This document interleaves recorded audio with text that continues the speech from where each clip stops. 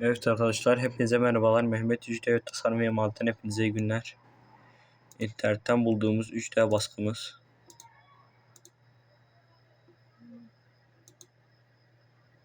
Şu baskıyı yapmaya deniyoruz. Şöyle uzaktan göstereyim. Şu an makinamızda ilk baskımızı alacağız. Şöyle 17'den başlayalım.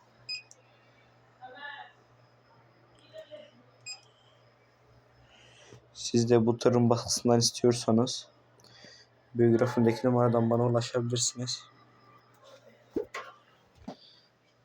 Fiyat ile ilgili net bilgi yaptıktan sonra çıkacaktır.